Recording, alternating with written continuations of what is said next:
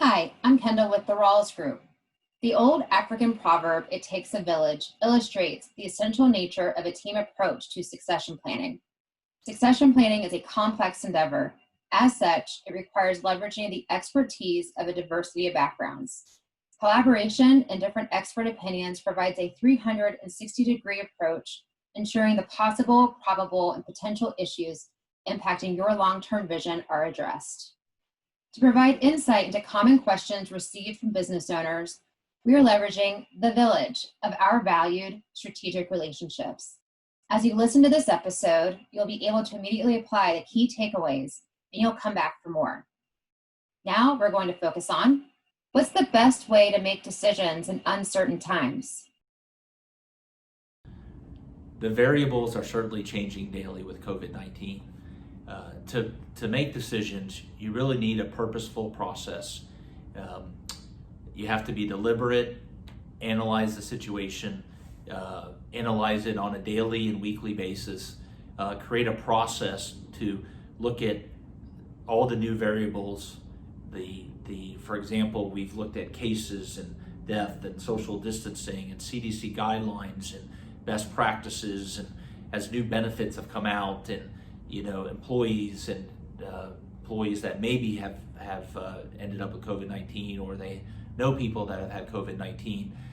All of that requires us just certainly to have a purposeful process to recognize all the variables, input the information, be flexible, to communicate those decisions back out. Often as a business owner, we're so focused on the day-to-day and continuing to keep the company growing that we don't have this type of process in place. And I think the only way to get through something like this is to create a more certain, deliberate process. And you realize that as part of that process, you may need instant legal information about the implications of what's happened. You may need information from your insurance company, your benefits. So it's not just you, it's also surrounding you with the best possible advisors that can instantly provide that information to make the right decision. Again, requiring some type of purposeful process. And last, I would summarize this decision process. I would make sure you've put this down to ensure you follow a pandemic process that accounts for all these new variables, all these new changes. We've never been through anything like this. So I think reflecting back on what's happened on the last 4 or 5 months and creating a written process is just as important. Well, the best way to think about making decisions in uncertain times is to really think about core values and what it is you're trying to achieve. And that will really provide guidance on the specific decisions or the specific tactics that you use. So for example, a dealership group managing through this very crazy 2020 could think about trying to preserve employment, for example, preserve as many jobs as possible. It could be about maximizing near-term profitability if they're thinking about an exit, for example, or needing to improve operations for other financial reasons. So it's really important to think about what's core right now, what's driving the needs of the business, and then making those tactical and strategic decisions on a day-to-day, week-to-week, and month-to-month basis with those in mind. So the question I've been asked is, how do you make decisions in uncertain times? And certainly, we're currently living in uncertain times. They're volatile, they're uncertain, they're complex, and they're ambiguous. So the best way to make a decision today is the same way that it was a good way to make a decision before there was a pandemic involved in the crisis. Step number one is you want to identify the problem. Too many times people get all wrapped up in symptoms rather than causes. And a lot of times a symptom may be something that goes along with it. It's conditional, but it is not causative. So what we want to look at are, what are the real causative factors for the problem you're dealing with? A lot of times I hear our clients tell me, what we really need in our organization is a problem solver. And I tell them, the first thing you need is a problem identifier.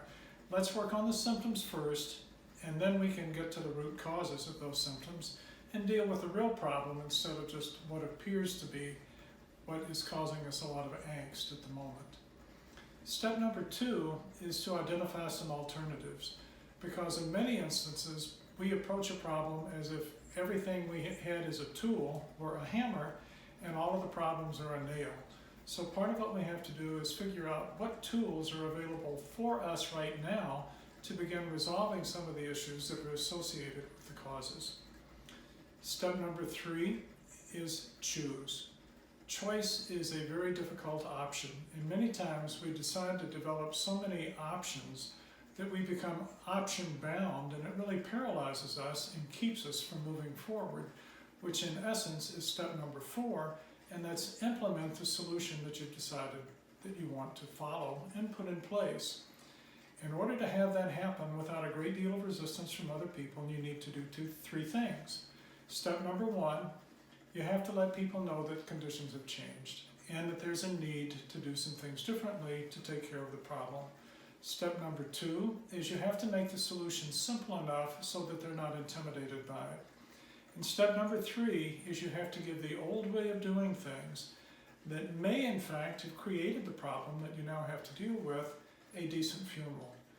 And a way that you do that is to remind people that up until now, the way that we used to do things was a great aid to us because it provided us consistency and predictability. From this point forward, especially in uncertain times, we're going to be dealing with things that are uncertain, they're complex, and they're ambiguous. So keep it simple, give the old way a decent funeral, and give people time to adjust to the new solutions to what may have been old problems. Thank you to our strategic partners, The Village, for participating and sharing your perspective. Do you have a burning question you want to discuss with an expert? Feel free to submit it via the Ask an Expert link featured on the page. Continue to listen to this series now or come back later for more.